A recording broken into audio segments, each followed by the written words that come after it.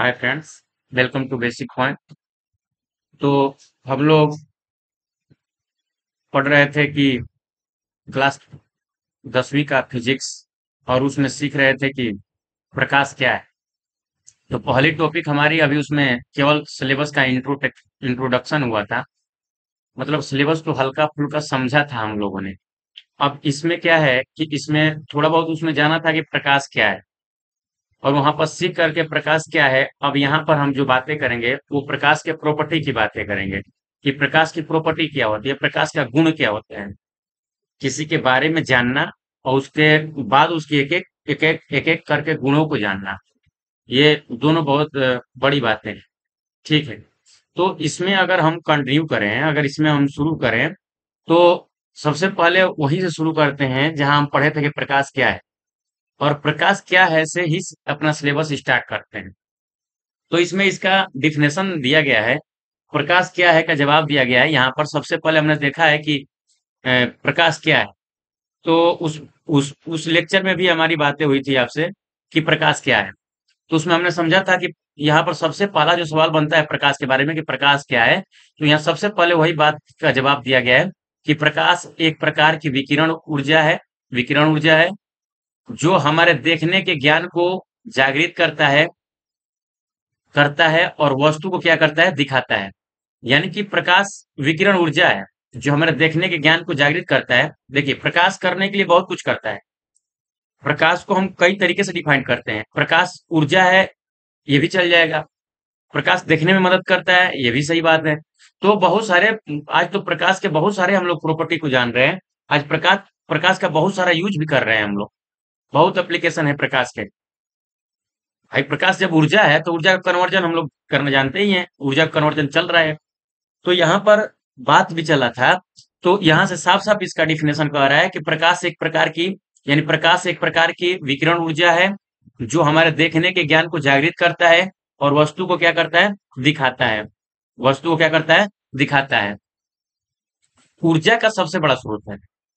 अगर यहाँ पर सबसे पूछे कि ऊर्जा का सबसे बड़ा स्रोत क्या है, तो वो है आपका क्या है, सूर्य। यानी कि सूर्य से सबसे ज्यादा ऊर्जा निकलती है। देखिए, ऊर्जा बहुत जगहों से प्राप्त होता है। विंड में यानी हवा में ऊर्जा होती है, जल में ऊर्जा होती है, उसके बाद से कोयले में ऊर्जा होती है, उसके बाद से बहुत सारे ऊर्जा के स्रोत हैं। जहां से ऊर्जा पाई जाती है उसे ऊर्जा का स्रोत कहते हैं। तो ऊर्जा के बहुत सारे स्रोत हैं, लेकिन उनमें सबसे ज्यादा ऊर्जा देने वाला कोई है तो वो है सूर्य। यानी कि सूर्य सबसे ज्यादा ऊर्जा देता है। सूर्य के अंतर्गत हमने बताया था पहले वाले लेक्चर में कि सूर्य के अंतर्गत एक प्रोसेस होता है, एक रिएक्शन होता है जिसको हम लोग बोलते हैं नाभिकीय संलयन। नाभिकीय संलयन क्योंकि उसके अंतर्गत बहुत ज्यादा टेम्परेचर है, सूर्य के अंतर्गत बहुत तापमान उसका ज्यादा है। अब उसके अंतर्गत हाइड्रोजन उपस्थित है और प्रेशर भी ज्यादा है, तापमान भी ज्यादा है। तो हल्की नाभिक क्या होती है, दो हल्की हल्की नाभिक है। सपोज करके एक हल्की सी नाभिकीय है, एक हल्की सी नाभिकीय है। अब इनका प्रेशर बढ़ा करके और टेम्परेचर को बढ़ा दें, तो यहाँ पर ये मर्ज हो जाएंगे, दोनों मर्ज हो जाएंगे और एक न्यूक्लियस का निर्माण करेंगे। ये हैवी न्यूक्लियस होगी, एक भारी नाभिक होगी।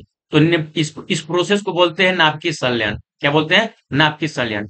इसका मतलब जो सूर्य के अंतर्गत नाभिकीय संलयन होता है, और सूर्य के अंतर्गत जब नाभिकीय संलयन होता है तो वही प्रकाश के रूप में जो एक ऊर्जा क्या होती है, प्राप्त होती है। हमें हीट में भी प्राप्त होती है और इस तरीके से मैंने कई फॉर्म में प्राप्त होती है। तो वो हमारे पृथ्वी तक आती है और रेडिएशन के फॉर्म में आती है।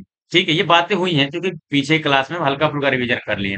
तो अगर आपसे कोई डिफिनेशन पूछे तो आप इसे प्रकाश को अच्छे तरीके से डिफाइन कर सकते हैं कि प्रकाश एक विकिरण ऊर्जा है जो हमारे देखने के ज्ञान को जागृत करता है और वस्तु को क्या करता है, और वस्तु को दिखाता है। ठीक है। यहाँ से ये पहली बात, और यहाँ से एक और बात सीखने को मिल गई। सबसे बड़ी बात ये कि ऊर्जा का जो सबसे बड़ा स्रोत है वो क्या है, सूर्य है। यानी कि सूर्य से सबसे ज्यादा ऊर्जा प्राप्त होती है। ये हमने सीख लिया है और ये पीछे क्लास की बातें हैं। अब इसमें अगली बात समझें तो अगला इसकी प्रॉपर्टी की बात करते हैं। प्रकाश क्या है का जवाब हमको मिल गया। अब हमको जवाब चाहिए कि प्रकाश की प्रॉपर्टी क्या है, प्रकाश के गुण क्या है कि नहीं है, प्रकाश क्या क्या कर सकता है। ये बात हमको सीखना है, इस बात को हमें जानना है। तो आइए, प्रकाश क्या है का जवाब मिल गया हमें। अब ये जानते हैं कि इसकी प्रॉपर्टी क्या होती है। तो इसके प्रॉपर्टी में अगर हम बात करें तो यहाँ पर हमने बात करा है कि प्रकाश का गुण, यानी कि प्रकाश के मुख्य गुण। बहुत सारे गुण हैं लेकिन उनमें से जो मुख्य गुण है हम उनकी विशेष चर्चा करेंगे। तो प्रकाश का गुण क्या है, ये सवाल है। तो इसमें पहला गुण की बात करें, इसमें पहले प्रॉपर्टी की बात करें तो कह रहा है प्रकाश सामान्यतः सीधी रेखा में गमन करता है।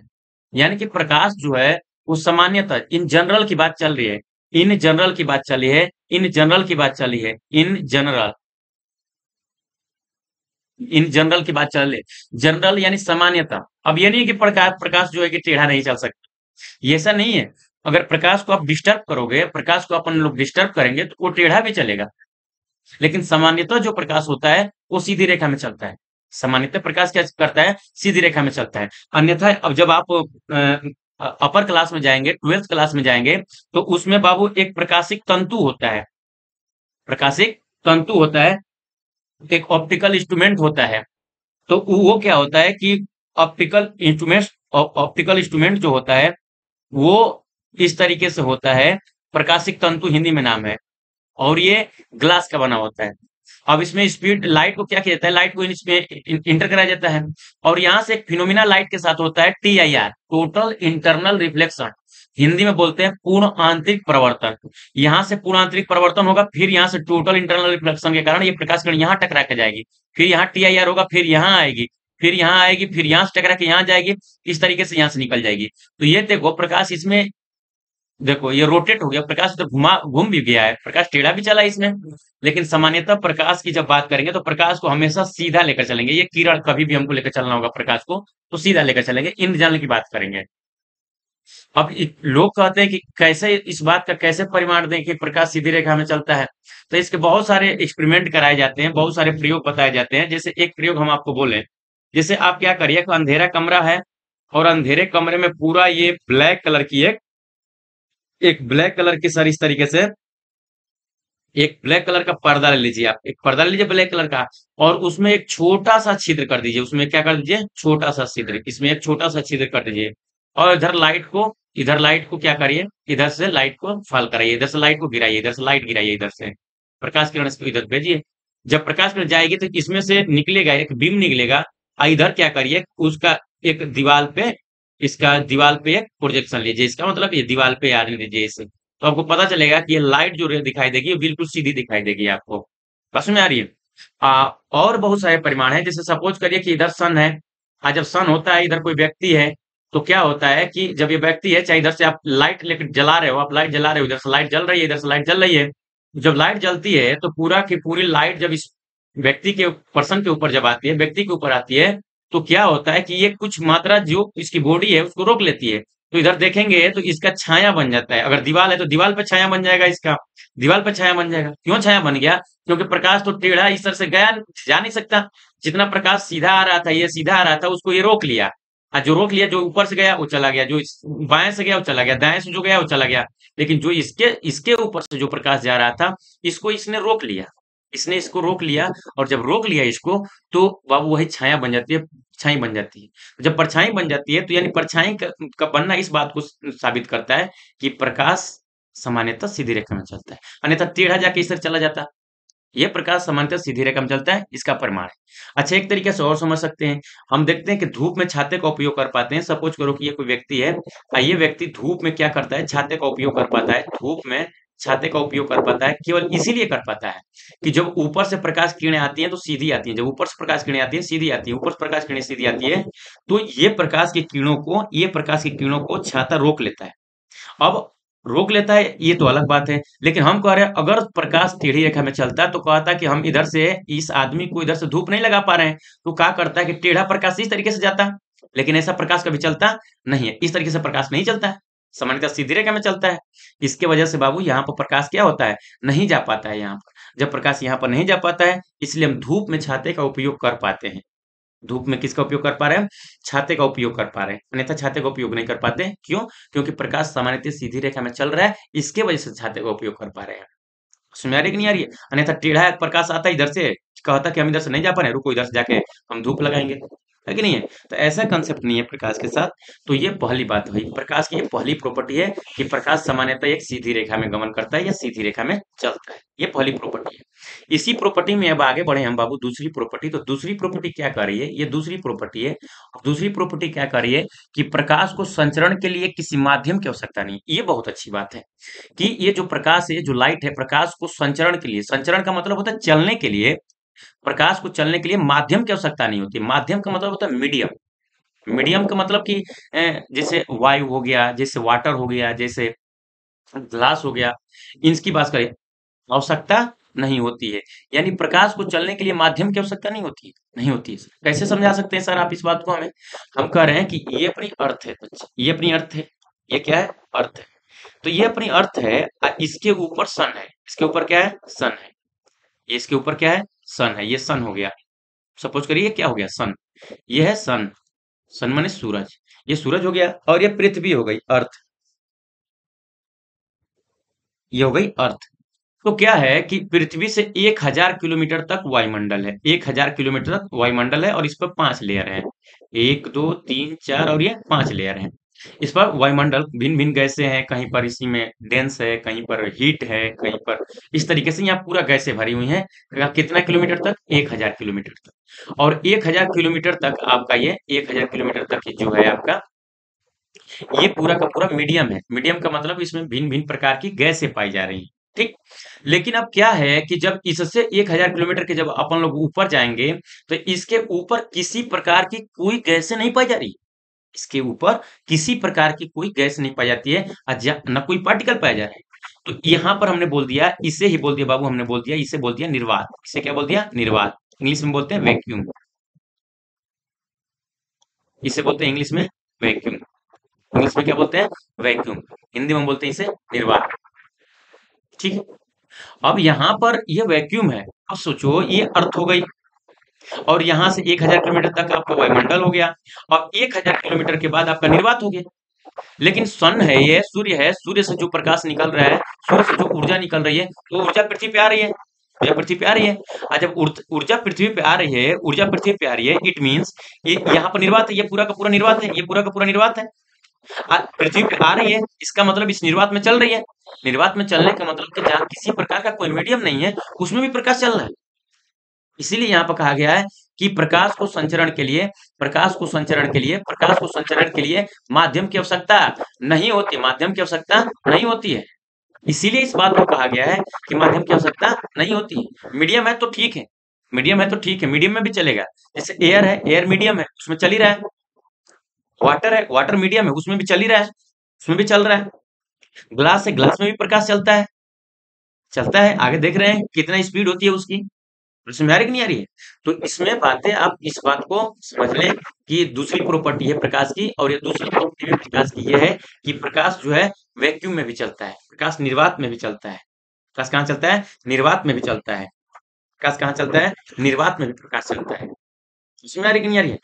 अगर इसके बाद अगर हम दूसरी प्रॉपर्टी की तरफ बढ़ें, तीसरी प्रॉपर्टी की तरफ बढ़ें, तो तीसरी प्रॉपर्टी ये कहती है, ये तीसरी प्रॉपर्टी है प्रकाश की, और तीसरी प्रॉपर्टी ये कहती है कि प्रकाश निर्वात, जहां हवा या अन्य पदार्थ नहीं होते हैं, अभी मेरी बात हुई कि जहां किसी प्रकार की कोई गैस नहीं पाई जाती है, उसे निर्वात कहते हैं। तो ये बाबू, ये जरा देखें, ये इंपोर्टेंट बात है इसकी, ये निर्वात वाली। ये कौन सी वाली बात है? निर्वात वाली।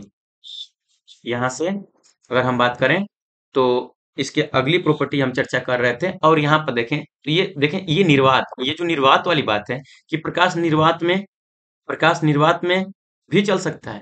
तो वही बात हुई कि मीडियम की रिक्वायरमेंट नहीं होती है तो ठीक है, नहीं है तो भी तो ठीक है इसके लिए। तो निर्वात में प्रकाश क्या होता है? निर्वात में प्रकाश क्या होता है? जहां जहां कोई हवा या अन्य पदार्थ नहीं है, उसे निर्वात बोलते हैं। में भी यात्रा कर सकता है, जैसे कि अंतरिक्ष। अभी बात हुई है। यानी कि प्रकाश निर्वात में भी चल सकता है। सर इस बात पे आप जोर दे रहे हैं। हाँ, जोर इसलिए दे रहे हैं कि जो साउंड है बाबू, जो ध्वनि है, जो आप सुन पा रहे हो, हम बोल पा रहे हैं, ये जो ध्वनि है, इसको चलने के लिए मीडियम चाहिए। इसको चलने के लिए माध्यम चाहिए। बिना माध्यम का ये बाबू ट्रेवल नहीं कर सकता है, ये चल नहीं सकता है। कौन? Sir sound. साउंड को चलने के लिए माध्यम की आवश्यकता होती है, जबकि सर स्पीड लाइट को चलने के लिए किसी माध्यम की रिक्वायरमेंट नहीं होती है, किसी माध्यम की आवश्यकता नहीं होती है। ठीक है। तो सर निर्वात में प्रकाश चलता है, हम कह रहे हैं हाँ निर्वात में प्रकाश चलता है। तो सर जो चलता है तो चाल होगी, जैसे हम बाइक चलाते हैं तो बाइक थोड़ी सी भी स्पीड में चलती है तो उस पर अगर डिजिटल मीटर लगा रखे हैं तो डिजिटल मीटर इंडिकेट करता है। भाई एक्यूरेसी ज्यादा होती है डिजिटल मीटर की, तो जितना भी चलाएंगे 5 मीटर पर सेकंड से आपकी बाइक चल रही है तो 5 मीटर सेकंड को भी शो करेगा, उसको भी शो करेगा। तो सर वो तो चाल होगी ना, चलेगा तो हम कह रहे हैं हाँ। अगर प्रकाश है तो प्रकाश निर्वात में चलता है तो निर्वात में प्रकाश की चाल होगी। इस बात को प्रैक्टिकली सबसे पहले कोई बताए थे तो उनका नाम था रोमर। क्या नाम था सर? रोमर वैज्ञानिक थे। और रोमर ने बताया कि निर्वात में प्रकाश की चाल, रोमर ने बताया कि निर्वात में प्रकाश की चाल, निर्वात निर्वात निर्वात में प्रकाश की चाल, प्रकाश निर्वात में प्रकाश की चाल उन्होंने बताया, बहु प्रयोग से निकाल के बताया, प्रयोगात्मक रूप से एक्सपेरिमेंट किया। और एक्सपेरिमेंट करने के बाद उन्होंने जवाब दिया, बताया। और क्या बताया उन्होंने? तो ये बताया कि निर्वात में प्रकाश की चाल जो होती है वो 299 299 458 मीटर प्रति सेकेंड होती है। सर इतना होती है क्या? हाँ, ये एक्सपेरिमेंटल जो है कि स्पीड ऑफ लाइट होती है। एक्सपेरिमेंटल स्पीड ऑफ लाइट होने का मतलब एक्यूरेट, जिसको हम लोग कह सकते हैं इन वैक्यूम निर्वात में। यानी कि निर्वात में सर आप कह रहे हो कि निर्वात में प्रकाश की जो चाल होती है वो 299 792 458 299 792 458 मीटर पर सेकेंड होती है। हम कह रहे हाँ, 299 792 458 मीटर पर सेकेंड होती है। तो सर लेकिन हम लोग तो स्कूल में पढ़ते हैं, मेरे टीचर जो पढ़ाते हैं वो कहते हैं कि 3 × 10⁸मीटर पर सेकेंड होती है। क्योंकि यही डाटा है, कैलकुलेशन के लिए इसे आसानी से ले लिया जाता है। लेकिन ये एक्यूरेट डाटा है, देखिए जरा कैसे। जैसे हम कह रहे हैं कि ये डाटा है 299, यानी कि 299 792 और 458, ये डाटा हो गया। तो हम कह रहे हैं कि ये मीटर पर सेकंड में है तो यहाँ पर पॉइंट नंबर खत्म होगा तो यहाँ पर पॉइंट रहेगा। अब इस पॉइंट को वैज्ञानिक रूप में इस डाटा को लिखा जाए तो यहाँ पर पॉइंट लेके आएंगे तो 1 मतलब 1 2 3 4 5 6 7 8, यानी कि इसको लिख सकते हैं 2.99 792 4 5 8 गुणते 10 की पावर 8 लिख सकते हैं वैज्ञानिक रूप में। और ये क्या हो गया सर? मीटर प्रति सेकेंड। उसके बाद से अगर इसमें हम चर्चा करें तो ये देखो 299 है। अगर हम इस नंबर को गायब करना चाहते हैं तो ये 5 से जब बड़ा है तो 5 से बड़ा होने पर इस वाले नंबर में एक नंबर ऐड हो जाता है। तो 9 है, एक इसमें ऐड हो जाएगा, वो 10 हो जाएगा। जब 10 जो ही होगा ये यहाँ पर चला जाएगा तो 2 पहले से एक आ जाएगा और तो कितना हो जाएगा? 3 हो जाएगा। तो इसका मतलब किसे लिख सकते हैं? 3 × 10⁸मीटर प्रति सेकेंड, यानी कि 3 × 10⁸मीटर पर सेकेंड। इस यही वैल्यू आप पढ़े होंगे, हर जगहों पर यही देता है क्योंकि सवाल को लगाने के लिए ये सर जरूरी, ये डाटा आसान पड़ता है। अब ये थोड़े है कि 299 792 458 मीटर पर सेकेंड रखें। सर ये आसान है, ये आसान है, इसको रखने में, सोल्व करने में आसानी आती है, इसलिए ये डाटा रखते हैं। है कि नहीं है? तो कहाँ पर क्या लिखा गया है ये हमें ध्यान देना है। लेकिन रोमर ने सबसे पहले एक्सपेरिमेंटली जो बताया था वो 299 792 458 मीटर पर सेकेंड बताया था। लेकिन जो अब यहाँ पर हम डाटा देख रहे हैं इसी को हमने वैज्ञानिक रूप में लिखा, साइंटिफिक रूप में लिखा, तो पता चला कि 3 × 10⁸मीटर पर सेकेंड है। ठीक है। लेकिन हम कह रहे हैं कि ये डाटा बहुत जगहों पे दूसरे दूसरे फॉर्म में कन्वर्ट करके लोग बोलते हैं। वैसे अगर इसे हम मीटर पर सेकेंड में बोल रहे हैं, कल को अगर इसे हम किलोमीटर पर सेकेंड में बोले तो किलोमीटर का मतलब कि हमें 1000 से डिवाइड लगाना पड़ेगा।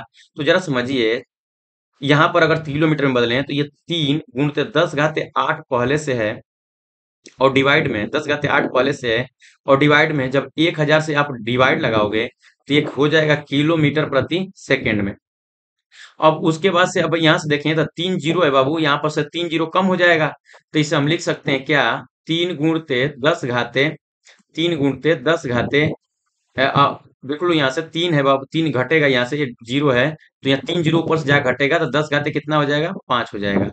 और ये हो जाएगा अब जाके जो डाटा हो जाएगा प्रति किलोमीटर प्रति सेकेंड हो जाएगा, किलोमीटर प्रति सेकेंड हो जाएगा। ठीक है।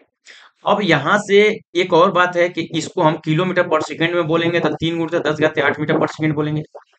लेकिन एक और बात समझिए, अगर यहाँ पर देखा जाए तो 3 पे 5 जीरो भी लिख सकते हैं अपन लोग, और ये हो जाएगा किलोमीटर प्रति सेकंड। अब यहाँ पर बस अच्छी बात यह है कि जरा इस पूरे डाटा को देखिए आप, और इसे पढ़ेंगे तो इकाई, दहाई, सैकड़ा, हजार, 10,000, लाख, 3 लाख हो गया। और जब 3 लाख हो गया तो इसे हम लोग लिख सकते हैं 3 लाख, 3 लाख, और इसे हम लिख सकते हैं किलोमीटर प्रति सेकेंड। अगर सेकेंड को आप एक बना दो, सेकेंड को कितना बना दो, एक, तो ये डाटा देखना जरा, 3 लाख हो जाएगा, 3 लाख हो जाएगा, कितना हो जाएगा, 3 लाख, कितना सेकंड में, 1 सेकंड में। यानी कि प्रकाश की जो चाल होती है बच्चे, प्रकाश की जो चाल होती है वो 3 लाख किलोमीटर पर सेकंड होती है। सर 3 लाख किलोमीटर पर सेकंड का मतलब कि 1 सेकंड में जो लाइट ट्रेवल करती है डिस्टेंस, वो 3 लाख होता है, 3 लाख किलोमीटर होता है। सोचो 3 लाख किलोमीटर 1 सेकंड में लाइट चलती है, ट्रेवल करती है, 1 सेकंड, यानी पर सेकेंड जो स्पीड ऑफ लाइट होता है वो 3 लाख होता है। सोचो सोचो 3 लाख होता है। इट मीन्स अगर साइंटिफिक रूप से बात करें तो दुनिया में सबसे तेज चलने वाला कोई है तो है सर लाइट, सर वो है प्रकाश। दुनिया में सबसे ज्यादा किसी की चाल है तो वो है प्रकाश। यानी कि सबसे ज्यादा स्पीड ऑफ लाइट होती है क्या सर, हाँ, सबसे ज्यादा स्पीड ऑफ लाइट होती है, सबसे तेज चलता है कौन sir, speed of light. Sir sound से भी तेज चलता है क्या, हाँ, साउंड से भी तेज चलता है। सर ये कैसे आप समझा रहे हो कि साउंड से तेज चलता है, हाँ, आप लोग देखे होंगे जब बारिश की मौसम होती है तो बारिश के मौसमों में जब बादल टकराता है तो बादल के टकराने से एक आवाज आती है और एक लाइट उत्पन्न होती है, तो लाइट पहले आ जाती है और साउंड बाद में गड़गड़ाहट की आवाज है, साउंड जो है कि बाद में आता है, गड़गड़ करके आवाज आती है कि नहीं है, लेकिन लाइट पहले आ जाती है। क्यों सर, क्योंकि स्पीड ऑफ लाइट सबसे ज्यादा है सर। दुनिया में सबसे तेज कोई चलने वाला है तो सर वो है लाइट। विज्ञान में अगर बूढ़े बुजुर्ग से पूछेंगे आप कि दुनिया में सबसे तेज चलने वाला कौन है, तो वो बताते हैं कि वो मन है, मन। अभी यहाँ है, देखो दिल्ली गया, देखो पटना गया, देखो यहाँ आगरा गया, देखो यहाँ गया, वहां गया, मन है। तो ये हम लोग तो विज्ञान की भाषा में बात करेंगे, विज्ञान के स्टूडेंट हैं तो विज्ञान की भाषा में बात करेंगे। तो आप याद रखें कि दुनिया में सबसे तेज चलने वाला कोई है तो सर है वो प्रकाश। और सबसे तेज कहाँ चलता है, तो सबसे तेज सर चलता है वैक्यूम में, निर्वात में, जो सबसे ज्यादा चाल होती है। निर्वात में प्रकाश की चाल सबसे ज्यादा होती है, निर्वात में प्रकाश की चाल सबसे ज्यादा होती है। हाँ सर, सबसे ज्यादा होती है क्या, हाँ, निर्वात में प्रकाश की चाल सबसे ज्यादा होती है, सबसे ज्यादा। और कितना होती है, तो 3 लाख किलोमीटर पर सेकेंड, या इसी को लिख सकते हैं 3 × 10⁻5 किलोमीटर पर सेकेंड, या इसे हम समझ सकते हैं कितना, 3 × 10⁸मीटर पर सेकेंड, 3 × 10⁸मीटर पर सेकेंड। सर अगर सेंटीमीटर में हमसे पूछ दिया तो सेंटीमीटर में पूछ दिया तो कन्वर्जन सीख कर आए हैं हम लोग, तो कन्वर्जन आप जब सीखे हैं बाबू, तो कन्वर्जन के हिसाब से अगर लिखें तो यहां से हम लिख सकते हैं, यहां से हम देख सकते हैं, यहां से हम सीख सकते हैं। कन्वर्जन अगर हम देखें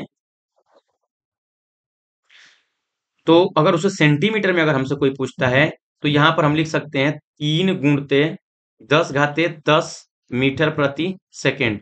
ये भी स्पीड ऑफ लाइट है, लेकिन ये 10 अब ये चुकी है सेंटीमीटर पर सेकेंड में, किसमें है, सेंटीमीटर पर सेकेंड में। जब ऊपर 10⁻10 हो जाएगा, 10⁻10 हो जाएगा, तो सेंटीमीटर पर सेकेंड में स्पीड को बोला जाएगा। समझ में आ रहा है, हाँ सर, ये तीसरी प्रॉपर्टी थी बाबू, ये तीसरी प्रॉपर्टी थी कि प्रकाश निर्वात, निर्वात मतलब कि जहाँ हवा या अन्य माध्यम नहीं होता है में भी यात्रा कर सकता है, ट्रेवल कर सकता है। ये हमने सीखा है कि नहीं है। अब इसमें हमने ये भी एक बात सीख लिया कि निर्वात में प्रकाश की जो चाल होती है वो रोमर वैज्ञानिक बताए थे सबसे पहले, और इसकी सबसे चाल ज्यादा भी होती है, निर्वात में प्रकाश की चाल सबसे ज्यादा होती है। और एक्सपेरिमेंटली जो निकल के आई है, जो एक्सपेरिमेंट के सहायता से निकाला गया है, प्रयोग से सहायता से निकाला गया है, वो ये है सर, ये 299 792 458 मीटर पर सेकेंड, ये है। ये बाबू इसी से तो 1 मीटर का परिभाषा भी दिया है, जब 11वीं क्लास में गए होंगे तो 1 मीटर को डिफाइंड किया जाता है, मैंने 11वीं क्लास में जाएंगे तो 1 मीटर को डिफाइंड किया गया है। अन्यथा नाइन्थ में आप होंगे, नाइन्थ में भी पढ़े होंगे, नाइन्थ में भी पढ़े होंगे, तो नाइन्थ में भी इस बात को डिफाइंड किया गया है, नाइन्थ में भी, क्लास नाइन्थ में भी 1 मीटर का परिभाषा दिया गया है। क्या 1 मीटर का परिभाषा कैसे देते हैं कि निर्वात में प्रकाश के द्वारा 1/299 792 458 सेकेंड में चली गई दूरी को 1 मीटर कहते हैं। और ये फ्रांस के पेरिस में 1 मीटर का डिफिनेशन बनाया गया, वहीं रखा गया है। क्योंकि उसको बदला गया, बार बार बदला गया, लेकिन अभी यही डिफिनेशन चल रहा है। कि 1 मीटर का परिभाषा है कि निर्वात में प्रकाश के द्वारा 1/299,792,458 सेकंड में चली गई क्या होती है, दूरी होती है, डिस्टेंस होती है। पहले फ्रांस के पेरिस में जो वहां से कर्क रेखा रेखा कोई गुजरती है, वहां की बात हुई थी, वहां से उसकी डिफिनेशन को दिया गया था। फिर प्लेटिनम इंडीरियम के माने बहुत सारे दिया गया डिफिनेशन, लेकिन अभी ये फिलहाल में चल रहा है। तो ये प्रकाश की सर ये तीसरी प्रॉपर्टी थी। अगर इसी में हम चौथी प्रॉपर्टी की तरफ बढ़े तो कह रहा है कि भिन्न भिन्न माध्यमों में प्रकाश की चाल भिन्न भिन्न होती है। यानी क्या कह रहा है कि भिन्न भिन्न माध्यमों में, यानी भिन्न भिन्न माध्यमों में प्रकाश की चाल भिन्न भिन्न यानी अलग अलग होती है। माने अलग अलग माध्यम रहेगा तो प्रकाश की चाल अलग अलग रहेगी। जैसे अभी हमने वैक्यूम की बात किया, निर्वात की बात किया, हम अभी किसकी बात करें, निर्वात की। हमने निर्वात की बात करा, तो निर्वात में प्रकाश की चाल हमने देखा कि 3 × 10 कितनी होती है, 8 मीटर पर सेकेंड होती है, निर्वात में प्रकाश की चाल होती है। ये निर्वात में प्रकाश की चाल होती है। ठीक है, उसी को यहाँ पर लिखा गया है, ये देखो यहाँ पर लिखा गया है, उसके बाद से ये इसी बात इसी डाटा को यहाँ पर लिखा गया है, वो कन्वर्जन करके। ये निर्वात में मतलब कि जहाँ किसी प्रकार का कोई मीडियम नहीं होता, जहाँ किसी प्रकार की कोई गैस नहीं होती है, तो उसे हम लोग निर्वात बोलते हैं, वैक्यूम बोलते हैं। वहां पर स्पीड ऑफ जो लाइट होती है, जो प्रकाश की चाल होती है, वो 3 × 10⁸ होती है। ठीक है, अब जो कि इसके आगे की प्रॉपर्टी देखें तो वायु की अगर हम बात करें, सर वायु में प्रकाश की चाल की अगर हम चर्चा कर रहे हैं, तो वायु में प्रकाश की जो चाल की चर्चा कर रहे हैं, तो वायु में प्रकाश की चाल लमसम थोड़ी सी कम होती है इससे, लेकिन इसी के बराबर लेकर चलेंगे। यानी कि सवाल को लगाते समय जो speed of light in vacuum है, यानी कि निर्वात में प्रकाश की जो चाल है बाबू, उसी को वायु में मान करके चलेंगे, यानी वही चाल वायु में भी होगी। वही चाल किसमें होगी, वायु में भी होगी। यानी वायु में प्रकाश की चाल और निर्वात में प्रकाश की चाल लगभग समान होती है। अगर दोनों विकल्प में आ गया तो सबसे ज्यादा तो प्रकाश की चाल सर नो डाउट निर्वात में होती है, निर्वात में प्रकाश की चाल सबसे ज्यादा होती है।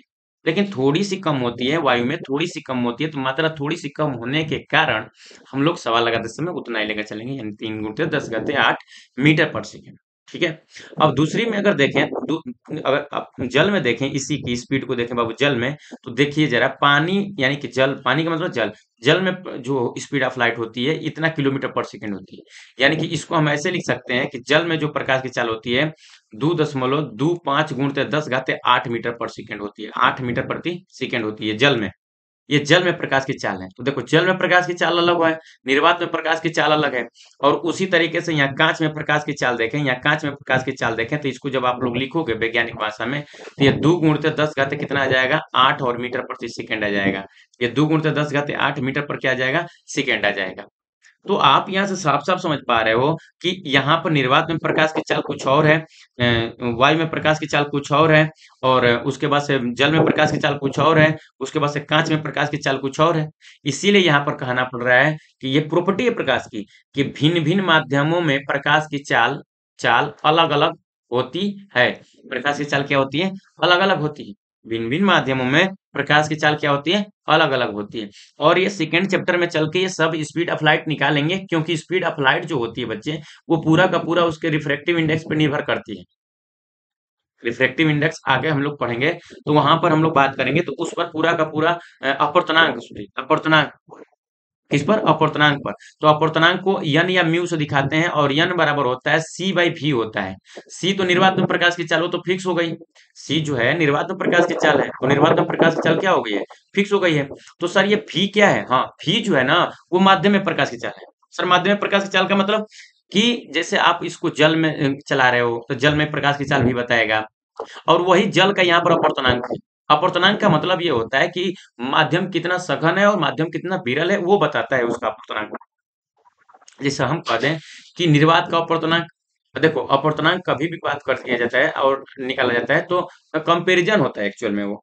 सघन माध्यम विरल माध्यम जब भी बताया जाता है, तो सघन माध्यम विरल माध्यम एक दूसरे के रिफरेंस में होता है। एक दूसरे क्या होता है, रेफरेंस में होता है। जब एक दूसरे के रेफरेंस में होता है, जैसे वायु है, तो वायु के रेफरेंस में अगर वायु ले लें, वायु की और जल ले लें, वायु और जल को लेंगे, तो पता चला कि जो जल है वो डेंस है, उसके पार्टिकल पास पास है, तो उसका अपर्तनांक ज्यादा होगा। अब वायु है तो उसका अपर्तनांक क्या होगा, कम होगा। लेकिन वहीं पर जल और कांच को ले लें, तो अब पता चला कि कांच का अपर्तनांक सर ज्यादा होगा। क्यों, क्योंकि उसके पार्टिकल पास पास होंगे, वो डेंस होगा। वो क्या होगा, डेंस होगा, सघन होगा सर वो क्या होगा, सघन होगा। इसके वजह से सर उसकी जो अपर्तनांक है वो ज्यादा होगा, और सोचो वो इनवर्सली प्रोपोर्शनल है। इनवर्सली प्रोपोर्शनल है। जब इनवर्सली प्रोपोर्शनल है तो अपन लोग भी इनवर्सली प्रोपोर्शनल वन अपन एन भी लिख सकते हैं। अब जिसका अपर्तनांक ज्यादा होगा उसकी वेलोसिटी क्या होगी सर, कम होगी। इसीलिए जैसे जैसे सघन माध्यम में बढ़ते जाते हैं, देखो निर्वात में सब जहाँ पर किसी प्रकार का मीडियम नहीं था तो स्पीड ऑफ लाइट सबसे ज्यादा थी। वायु में थोड़ा सा है तो पार्टिकल थोड़ा सा उसमें होते हैं, थोड़ा सा होते हैं, पास पास होते हैं, तो वहां पर जो थोड़ी सी स्पीड डिक्रीज हुई, कम हुई, थोड़ा सा कम हुई। लेकिन जब वो जल में आए तो जल में आने के बाद देखो 2.25 हो गया, 2.25, यानी कि जहां 3 था वहां 3 से 2.5 आ गया। फिर 2.5 से कितना आ गया, 2 आ गया यहाँ पर। यानी कि जैसे जैसे मीडियम डेंस होता जा रहा है, जैसे जैसे उसका अपर्तनांक बढ़ाते जा रहे हैं, वैसे वैसे उसकी स्पीड डिक्रीज होती जा रही है सर, घटती जा रही है। क्यों? क्योंकि सर इनवर्सली प्रोपोर्शनल, ये रिलेशन आगे देखेंगे सर, इसके डिटेल चर्चा करेंगे। ठीक है, तो ये अपनी कौन सी प्रॉपर्टी थी, ये कौन सी प्रॉपर्टी है भाई, ये तीसरी हो गई थी, ये है चौथी प्रॉपर्टी बाबू। यानी कि ये हम लोग कह सकते हैं कि ये चौथी प्रॉपर्टी है। ये कौन सी प्रॉपर्टी है, चौथी प्रॉपर्टी। यानी कि ये फोर्थ प्रॉपर्टी है, ये फोर्थ प्रॉपर्टी है, ये फोर्थ प्रॉपर्टी है। अगर फिफ्थ प्रॉपर्टी को देखें तो कह रहा है कि प्रकाश, ये कौन सी है फिर प्रॉपर्टी, फिफ्थ प्रॉपर्टी है। यानी पांचवा गुण है, ये प्रकाश का पांचवा गुण है। कह रहा है कि प्रकाश विद्युत चुंबकीय तरंग है। विद्युत चुंबकीय तरंग है मतलब इलेक्ट्रोमैग्नेटिक वेव है। विद्युत चुंबकीय तरंग इसलिए बोलते हैं, जरा यहाँ पर समझो, ये चूंकि 12 में डिटेल में है बाबू, लेकिन हल्का फुल्का हम आपसे इंट्रो करा दे रहे हैं ताकि आपको अच्छा लगेगा वहां जाके पढ़ेंगे तो ये है केवल लिख लेना और हल्का फुल्का उसके बारे में इंफॉर्मेशन इकट्ठा करना, ये बड़ी बात है सर। तो यहाँ हम कह रहे हैं कि प्रकाश जो है विद्युत चुंबकीय तरंग है। प्रकाश विद्युत चुंबकीय तरंग है, यानी इलेक्ट्रोमैग्नेटिक वेव है।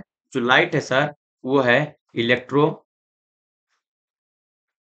इलेक्ट्रोमैग्नेटिक वेव है। वेव का मतलब होता है तरंग। तो ये प्रकाश विद्युत चुंबकीय तरंग है सर। हाँ, प्रकाश जब विद्युत चुंबकीय तरंग है तो क्यों विद्युत चुंबकीय तरंग बोल रहे हो सर? विद्युत चुम्बकीय तरंग इसलिए बोल रहे हैं बाबू कि देखो ये एक ये एक्सिस, देखो ये वाली एक्सिस क्या है, वाई एक्सिस। और ये कौन सी एक्सिस है, ये एक्स एक्सिस है। और इधर अपन लोग मान लेते हैं इधर जेड एक्सिस है। कौन सी एक्सिस है इधर, जेड एक्सिस। ये 3D की बात चल रही है। तो इसमें देखो ये इसमें ये मैग्नेटिक फील्ड है, ये ब्लू वाला जो है, ब्लू वाला, ये जो ब्लू वाला आप देख पा रहे हो, ये इस तरीके से कौन चल रहा है, इस तरीके से कौन चल रहा है, इस तरीके से कौन चल रहा है, ये चल रहा है आपका, ये चल रहा है आपका मैग्नेटिक फील्ड। मैग्नेटिक फील्ड का मतलब चुंबकीय क्षेत्र। ये आपका चुंबकीय क्षेत्र चल रहा है। ये ऐसे ऐसे कौन चल रहा है, ब्लू वाला जो चल रहा है वो चुंबकीय क्षेत्र चल रहा है। और इसी में एक आपका वैद्युत क्षेत्र है, परपेंडिकुलर इसके वैद्युत क्षेत्र। देखो इसके परपेंडिकुलर क्या है, वैद्युत क्षेत्र। ये देखो ये वैद्युत क्षेत्र है, इसके ऊपर परपेंडिकुलर ये पिंक वाला, जो पिंक वाला है ये वैद्युत क्षेत्र है। देखो ये वैद्युत क्षेत्र है। यानी कि इसमें वैद्युत क्षेत्र है, इसमें क्या है, वैद्युत क्षेत्र है, इसमें वैद्युत क्षेत्र है। देखो ये वैद्युत क्षेत्र है। और इसी में सर क्या है, चुंबकीय क्षेत्र है। और इसी के साथ साथ इसका प्रोपोगेशन आगे, देखो आगे वेव कहाँ बढ़ रहा है, आगे भी बढ़ रहा है, इसकी वेलोसिटी क्या हो रही है, आगे। और तीनों परपेंडिकुलर होते हैं इस तरीके से, ये इस तरीके से परपेंडिकुलर होते हैं, इस तरीके से, ये इस तरीके से परपेंडिकुलर। बात को समझिए, ये इस तरीके से परपेंडिकुलर, एक आपके तरफ है इस तरीके से परपेंडिकुलर, ये इस तरीके से। सपोज करो कि एक हमारे तरफ है, ये उंगली जो हमारी तरफ, ये परपेंडिकुलर, इससे ऐसे ऐसे। एक एक प्लेन में आपका मैग्नेटिक फील्ड चलेगा, वैद्युत क्षेत्र चलेगा। एक प्लेन में आपका चुंबकीय क्षेत्र चलेगा। दो प्लेन हो गया। और तीसरे में सर प्रोपोगेशन होगा उसका, आगे तरफ बढ़ेगा, वेलोसिटी उसकी आगे की तरफ होगी। तो तीनों एक दूसरे के परपेंडिकुलर होते हैं। और इसमें वैद्युत क्षेत्र भी होता है, चुंबकीय क्षेत्र होता है, इसलिए इसको नाम रख लिया है कि वैद्युत चुंबकीय तरंग होता है। ये वैद्युत चुंबकीय तरंग होता है। ये प्रकाश क्या होता है, वैद्युत चुंबकीय तरंग होता है। ठीक है, तो बस आप इतना रखिए कि जो लाइट है वो प्रकाश विद्युत चुम्बकीय तरंग है। जो लाइट है, जो प्रकाश है, वो विद्युत चुम्बकीय तरंग है। क्यों? क्योंकि इसमें वैद्युत क्षेत्र भी होता है, चुंबकीय क्षेत्र में होता है। जब आप 10वीं क्लास पार करेंगे, 11वीं पढ़ लेंगे, 11वीं में वेव पढ़ेंगे, अब 12वीं में वेव पढ़ लेंगे, मैग्नेट पढ़ लेंगे, तो जा करके 12वीं में इसका भरपूर यूज करते हैं। जब भरपूर यूज करते हैं तो वहां पूरी बातें स्पष्ट हो जाती है, पूरी बातें आपको समझ में आती है। अभी केवल इतना जान लीजिए कि प्रकाश एक विद्युत चुंबकीय तरंग है, प्रॉपर्टी है। कोई हमसे पूछेगा तो बताएंगे कि प्रकाश विद्युत चुंबकीय तरंग है। हल्का फुल्का हमसे चर्चा करेगा तो हम कह देंगे कि हाँ, इसमें इस प्रकार की वेव है कि इसमें जो होता है प्रोपगेशन उसका आगे की तरफ होता है। तो उसमें वैद्युत क्षेत्र, चुंबकीय क्षेत्र एक एक दूसरे दूसरे प्लेन, एक परपेंडिकुलर प्लेन में एक दूसरे से 90 अंश के कोण पर ये रोटेट करते रहते हैं, अपना चलते रहते हैं। ठीक है, प्रोपगेशन उनके दोनों के परपेंडिकुलर।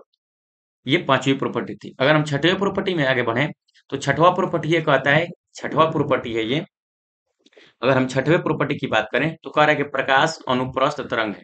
हाँ सुनिए, जितने भी इलेक्ट्रोमैग्नेटिक वेव होती हैं, वैद्युत चुंबकीय तरंगे होती हैं बाबू, वैद्युत चुंबकीय जितनी भी होती है ना, सभी के सभी जो होती हैं अनुप्रस्थ तरंग होती हैं। कौन सी तरंग होती है? अनुप्रस्थ। देखिए तरंग यहाँ हम दो तरह का दिखाए हैं। एक तरंग ये है जिसको बोल रहे हैं लैंगिट्यूडल वेव, और एक इधर बोल रहे हैं ट्रांसवर्स वेव बोलते हैं। इससे ये कट गया है। ट्रांसवर्स का मतलब होता है ये अनुप्रस्थ तरंग। अब अनुप्रस्थ तरंग इसलिए बोल रहे हैं कि देखो ये इस तरह से चल रही है, ये देख रहे हो, इसका प्रोपगेशन जो है कि ये पार्टिकल के जो कण है, इसके परपेंडिकुलर, प्रोपगेशन के परपेंडिकुलर कंपन करता है। जो कंपन की दिशा होती है वो परपेंडिकुलर होती है। जो वेलोसिटी है उसकी, उसके वेलोसिटी के परपेंडिकुलर उसके कंपन की दिशा होती है। देखो वेलोसिटी आगे की तरफ जा रही है, वेलोसिटी कहाँ जा रही है? आगे की तरफ, तो प्रोपगेशन होगा ऊपर, ऐसे ऐसे ऐसे ऐसे ऐसे आगे की तरफ बढ़ेगा ये। वो जो वाटर में जो हम लोग पत्थर फेंकते हैं, जब नदी तालाब में पत्थर फेंकते हैं तो उसमें से जो वेव बनती है, उसी तरीके की वेव है अपनी ये इलेक्ट्रोमैग्नेटिक वेव। ठीक है, तो ये प्रकाश एक विद्युत चुंबकीय तरंग है। प्रकाश एक विद्युत चुंबकीय क्या है? तरंग है। अब जाहिर सी बात है कि तरंग है तो यहां से देखिए, दो क्रिस्ट क्रिस्ट के बीच की दूरी या दो टव टव के बीच की दूरी को हम लोग क्या बोलते हैं? उसको हम लोग बोलते हैं, जैसे ये क्रिस्ट है यहाँ पर और एक यहाँ पर क्रिस्ट है, इसको बोलते हैं बाबू वेवलेंथ। देखो यहाँ दिखाया गया है कि ये क्रस्ट है, एक यहाँ पर क्रस्ट है, और इसके बीच की दूरी को बोलते हैं वेवलेंथ। इसको लेमडा से प्रदर्शित करते हैं। यानी कि ये लेमडा है सर, ये क्या है? लेमडा, जिसको हिंदी में तरंग दैर्ध्य बोलते हैं बाबू। क्या बोलते हैं? तरंग दैर्ध्य। यानी कि लेमडा तरंग दैर्ध्य है। तो प्रकाश तरंग है तो उसका तरंग दैर्ध्य होगा सर। हाँ, तरंग दैर्ध्य होगा। तो सर इसका तरंग दैर्ध्य कितना होता है? तो छठवीं यानी कि 7वीं प्रॉपर्टी में इसके तरंग दैर्ध्य को हमने पढ़ा है। तो छठवीं प्रॉपर्टी में सर इसका अ, छठवीं तो हो गई थी, 7वीं प्रॉपर्टी है सर। तो इसके 7वीं प्रॉपर्टी में अगर हम चर्चा करें तो 7वीं प्रॉपर्टी में कह रहा है दृश्य प्रकाश की तरंगदैर्ध्य 3900 एंगस्ट्रॉम से 7800 एंगस्ट्रॉम होती है। यानी कि 3900 एंगस्ट्रॉम से 7800 एंगस्ट्रॉम का मतलब ये हुआ। एंगस्ट्रॉम क्या है सर? एंगस्ट्रॉम, एंगस्ट्रॉम दूरी का मात्रक है सर। एंगस्ट्रॉम दूरी का क्या है? मात्रक। फर्मी से थोड़ा सा बड़ा मात्रक है ये। फर्मी से थोड़ा सा मात्रक, फर्मी सबसे छोटा मात्रक, उससे थोड़ा सा बड़ा मात्रक होता है एंगस्ट्रॉम। ये क्या है सर? एंगस्ट्रॉम है। तो सर एक एंगस्ट्रॉम का मतलब क्या होता है? तो हम कह रहे हैं कि एक एंगस्ट्रॉम में जो देखते हैं बाबू, एक एंगस्ट्रॉम में वो 10 के पावर माइनस 10 मीटर देखते हैं। एक एंगस्ट्रॉम में कितना मीटर होता है? 10 के पावर माइनस 10 मीटर। और सर एंगस्ट्रॉम क्या है? यूनिट ऑफ द डिस्टेंस है सर, दूरी का मात्रक है सर। और दूरी का सबसे छोटा मात्रक फर्मी होता है, उससे थोड़ा सा बड़ा मात्रक है। थोड़ा सा हाँ, बस थोड़ा सा बड़ा मात्रक। क्योंकि देखो 10 to the power-10 मीटर है। बस में आ रही कि नहीं आ रही है? यानी कि इसको इस तरह से लिखोगे तो 1/10, इस पर 10 जीरो जाएगा डायरेक्ट। कितना जाएगा? 10 जीरो। 1 मीटर का सोचो, 1 मीटर का कितना हिस्सा है ये? पा रहे हो? यानी कि 1 मीटर का बहुत छोटा हिस्सा है। तो सर आप कह रहे हो कि अब पहले वाले इसके प्रॉपर्टी में आप बताए थे कि प्रकाश सीधी रेखा में चलता है ऐसे। अब फिर सर यहाँ आके कह रहे हो कि प्रकाश ऐसे चलता है, वेव के फॉर्म में चलता है। हम कह रहे हैं कि हाँ, इसकी जो तरंगदैर्ध्य है ना बच्चे, इसकी जो तरंगदैर्ध्य है वो देखो 3900 एंगस्ट्रॉम है। और 3900 एंगस्ट्रॉम का मतलब अगर उसे मीटर में कन्वर्ट करें तो 3900 यानी 3900 इंटू 10 to the power- के कितना हो जाएगा? 10, और ये हो गया मीटर, ये मीटर में है। यानी कि अगर इसे आप देखोगे तो ये हो गया 3900। इसके जब डिवाइड में रखोगे बच्चे तो डिवाइड में इस पर बहुत 10 जीरो रखे जाएंगे।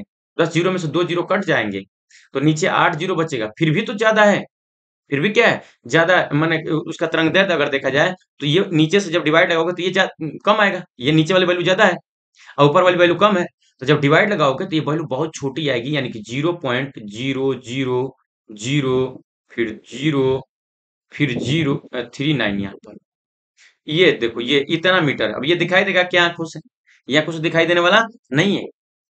सोचो, ये बहुत छोटी इकाई है, बहुत छोटी इकाई है। इससे अभी बड़ी इकाई होती है माइक्रोमीटर। उसमें हम लोग उसको नापते हैं, जीवाणु और कोशिकाओं को। जब उसमें जीवाणु और कोशिकाओं को नापते हैं तो सोचो, वो कोरोना आया था तो वो भी छोटा था, वो तो खतरनाक था, वायरस था। वायरस को हम इसी में मेजर करते हैं, माइक्रान में। माइक्रान में सर कितना होता है? तो आप पढ़े होंगे बाबू 9वीं क्लास में, 10 to the power- के कितना होता है? 6 मीटर होता है माइक्रान में। अब सोचो ये इससे इससे तो बड़ा ही है ना। ये 10 to the power- इससे ये क्या है? ये बड़ा है। एंगस्ट्रॉम से माइक्रान बड़ा है अभी, सोचो। और ये 1 मीटर का 10 लाखवां हिस्सा है। 1 मीटर है आपके पास, 1 मीटर है, ये 1 मीटर है। इसके 10 लाख हिस्से करो, 10 लाख, इसमें से एक हिस्सा ही उठा कर लेकर आओ, तो वो जो हिस्सा रहेगा उसी हिस्से को बोला जाएगा 1 माइक्रान है। अब सोचो इससे भी छोटा मात्रा का आपका एंगस्ट्रॉम है तो और कितना छोटा होगा वो? यहाँ पर 10 कहते -4 और इसमें जा रहा है, तो और छोटा होगा मात्रा। जब छोटा होगा तो हमारे इतना छोटा इसकी वेवलेंथ होती है, इसकी वेवलेंथ इतनी छोटी होती है, इस तरीके से इतनी छोटी होती है, सर वो हमें समझ ही में नहीं आता कि वो टेढ़ा चल रहा है कि सीधा चल रहा है सर। तो हमें बस ये सीधा दिखाई देता है। क्या दिखाता है हमें? सीधा दिखाई देता है। इसका जो तरंगदैर्घ्य होता है वो 39 एंगस्ट्रॉम से क्या होता है? 7300 एंगस्ट्रॉम। अब कहीं कहीं बुक में बाबू ये 4000 एंगस्ट्रॉम से 8000 एंगस्ट्रॉम है किसी किसी बुक में। तो उससे हमको घबराना नहीं है, हम विकल्प देखेंगे कौन सा विकल्प करीब है। सर अगर बोर्ड में लिखने की बात आएगी तो चलिए आप ये दोनों लिखेंगे, दोनों में से दोनों सही है। आप या तो 4000 एंगस्ट्रॉम से 8000 एंगस्ट्रॉम लिखो या 3900 एंगस्ट्रॉम से 7800 एंगस्ट्रॉम लिखो, लेकिन एक अप्रोक्स ये कौन सी वैल्यू है? अप्रोक्स वैल्यू है। और यही लिखते हैं, ज्यादा लोग प्रिफर इसी को करते हैं, आसानी है लिखने में। वो 3900 एंगस्ट्रॉम और 7800 कहाँ, 4000 से 8000 लिख दो, काम खत्म हो गया। यहाँ 4000 से कितना, 8000। ठीक है, अब ये देखिए, यही है तरंग दैर्ध्य। यहाँ से देखो, ये यहाँ से और ये यहाँ के बीच की ही तरंग दैर्ध्य बोलते हैं। और ये सोचो, ये बहुत छोटी डिस्टेंस है। यही यही डिस्टेंस जो यही है, ये जो बहुत छोटी डिस्टेंस है, ये इसके बीच की जो डिस्टेंस है, ये जो दिखाई दे रही है, ये बहुत छोटी डिस्टेंस है। या यहाँ से इसके बीच की बात करो, यहाँ से ये बात करो, ये वाली डिस्टेंस ये बहुत छोटी होती है। वो समझने के लिए उतना बड़ा बनाया गया है। समझने के लिए उतना बड़ा बनाया गया है, ये छोटी डिस्टेंस। और जब छोटी डिस्टेंस है तो ये दिखाई नहीं देती है हमें नग्न आंखों से। अगर डायरेक्टली हम देखना जाए बिना किसी प्रकाशिक यंत्र का देखना चाहें, वो हमें नहीं दिखाई देगी। वो हमें नहीं दिखाई देगी। तो याद रखिएगा ये सातवीं प्रॉपर्टी में कि दृश्य प्रकाश की जो तरंग दैर्ध्य होती है वो 3900 एंगस्ट्रॉम से 7800 एंगस्ट्रॉम होती है, या 4000 एंगस्ट्रॉम से 8000 एंगस्ट्रॉम होती है।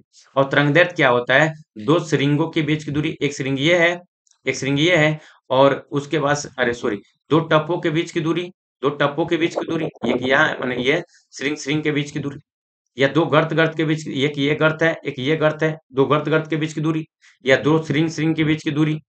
ये तो एक श्रृंग ये है, एक श्रृंग ये है, इसके बीच की दूरी लेमडा बोली जाएगी, रंगदैर्ध्य बोला जाएगा। ठीक है, और इसकी जो वैल्यू होती है बाबू 3900 एंगस्ट्रॉम से 7800 एंगस्ट्रॉम याद रख लीजिए, या 4000 एंगस्ट्रॉम से 4000 एंगस्ट्रॉम से 1000 एंगस्ट्रॉम रख लीजिए। ठीक है, ये 7 प्रॉपर्टी हो गई। अगर 8वीं प्रॉपर्टी में हम पढ़ें तो 8वीं प्रॉपर्टी में कह रहा है बाबू कि प्रकाश का परावर्तन होता है। ये एक फिनोमिना है लाइट के साथ, ये घटना घटती है लाइट के साथ। क्या घटती है? कह रहा है कि जब प्रकाश किसी चिकने सतह पर पड़ता है, जब प्रकाश किसी चिकने सतह पर पड़ता है तो वह परावर्तित हो जाता है। परावर्तित होने का मतलब कि देखो, ये है टार्च, ये क्या है सर? ये हो गया टार्च, और टार्च से यहाँ से निकली बहुत सारी प्रकाश की किरणें, बहुत सारी प्रकाश किरणें निकली। यहाँ पर आप देखोगे कि यहाँ पर एक सरफेस रखा गया है, चिकना एक सरफेस रखा गया है, ये चिकना एक सरफेस रखा गया है, ये चिकना सरफेस है। अब इस पर क्या हुआ है कि प्रकाश इस पर आके गिरा है, इस पर देखो, ये प्रकाश आके गिरा है, ये प्रकाश आके यहाँ पर गिरा है। तो गिर के इधर नहीं गया है, क्यों? क्योंकि सर इधर पेंट हुआ है, इधर कलई हुई है, इधर कलई हुई है, इधर क्या हुई है सर? पेंट, कलई हुई है। ये कलई है, पेंट इस साइड क्या है? कलई, पेंट है।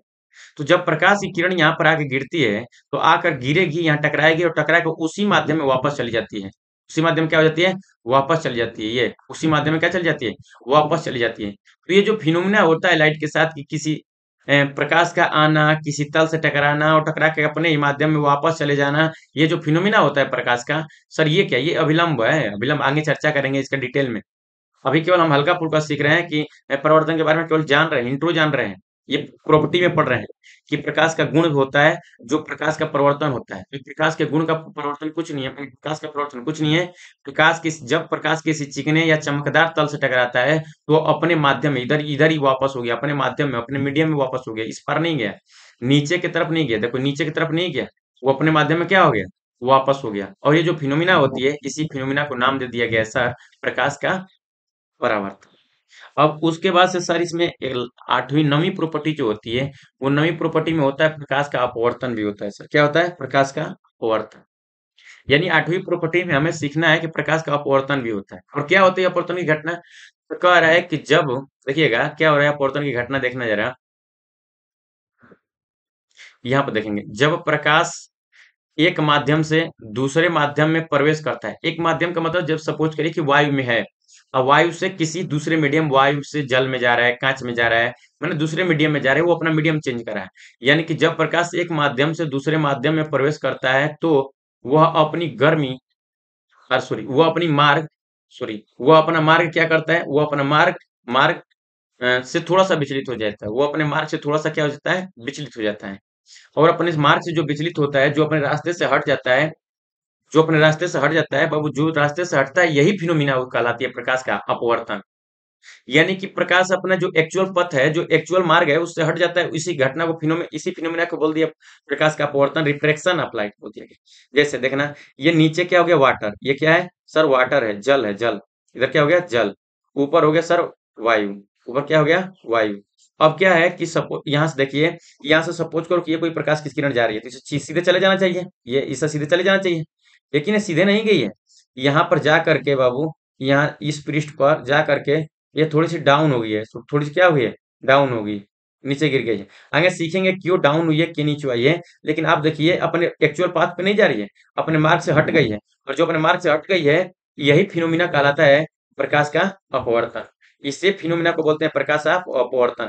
और इसके कारण बहुत सारे फिनोमिना हमें दिखाई देते हैं, जैसे प्रैक्टिकली देखना चाहें तो सपोज करिए आप देखे होंगे कि कभी आपको बाल्टी दे दी जाए, बाल्टी, और उस बाल्टी में साफ पानी रखा गया बाबू, साफ जल है, इसमें सब क्या है, जल। और इस जल में एक सिक्का है, जल में क्या है, सिक्का है। तो जब आप इस जल में सिक्कों को देखेंगे, ऊपर से जब देखेंगे सिक्के को, तो जब सिक्के को आप ऊपर देखेंगे तो ये थोड़ा सा अपना ऊठा प्रतीत होता है, सर। थोड़ा थोड़ा सा क्या होता है, ऊठा प्रतीत होता है। और जब थोड़ा सा ऊठा प्रतीत होता है, तो जो चाहता है वो आंख निकाल के रख देता है। ऐसे क्या है कर रहे हो, सुनो नींद आ रही है सर। ये प्रकाश का अपवर्तन है, ठीक है। अगर इसी में आज इतना ही रन देते हैं, 8 प्रॉपर्टी को ही रन देते हैं, ठीक है।